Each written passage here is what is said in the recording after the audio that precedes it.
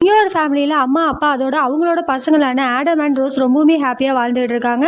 ஒரு நாள் தூங்கி எழுந்திருக்கும் போது ஆடமை காணும். அதனால வீட்டில் எல்லாம் ரொம்பவுமே பயந்து அவனை தேட ஆரம்பிக்கிறாங்க. எவ்வளோ தேடியும் அவனை காணும். இப்போ ரோஸ் நைட் ஆனதுனால அவளோட ரூமுக்கு தூங்க போற அந்த இடத்துல ஆடம் வரான். அதுக்காக அதை பார்த்து ரோஸ் உன்னை நினைச்சு அம்மாவும் அப்பாவும் எவ்வளோ கவலைப்படுறாங்க தெரியுமா, நீ ஏன் இப்படி பண்ண அப்படின்னு கேட்குறா. அதுக்கு அவன் நான் பிராங்க் பண்றதுக்காக தான் இப்படி பண்ண அப்படின்னு சொல்றான். உடனே ஆடம் சிரிச்சுக்கிட்டே நம்ம 2 பேரும் விளையாடலாமா அப்படின்னு கேட்குறா. அதுக்கு ரோஸும் ஓகே சொல்றான். அவங்க 2 பேருமே ஹாப்பியாக ரூம்குள்ள போறாங்க. அந்த நேரத்தில் அவங்க அப்பா ரொம்பவுமே ஃபீல் பண்ணிட்டு உட்கார்ந்துட்டு இருக்காங்க. உடனே ரோஸ் இங்க பாருங்கப்பா ஆடம் வந்துட்டா அப்படின்னு சொல்றாங்க. அதை பார்த்து அவங்க அப்பா ரொம்பவுமே ஃபீல் பண்றாங்க. அப்பதான் தெரியுது இது எல்லாமே அவளோட இமேஜினேஷன். ஆனா ஆடம் அவங்களோட அம்மாவோட கண்ணுக்கு மட்டும் தெரியுதா. அவங்க அம்மா பார்த்து ரொம்பவுமே ஷாக் ஆகுறாங்க. அவன் ரொம்பவுமே வித்தியாசமா பயங்கரமா அவங்க அம்மாவோட கண்ணுக்கு தெரியுதா. அப்பதான் தெரியுது அவன் எங்கேயுமே ஓடி போல, அவனை கொன்னதே அவங்க அம்மா தானே. குழந்தை இல்லாததுனால அவங்க ஆடமை தத்தெடுத்து வளர்த்துருக்காங்க. கொஞ்ச நாள் கழிச்சு ரோஸ் பிறந்ததுனால ஆடம் அவங்களுக்கு சுத்தமா பிடிக்காமையே போயிருக்கு. அதனால அவங்க அம்மா அவனை கொண்டு கார்டன்ல புதைச்சிட்டாங்க. இந்த ஸ்டோரியில ஆடமோட சிஸ்டர் நேம் என்ன அப்படிங்கறத கமெண்ட்ஸ்ல சொல்லுங்க.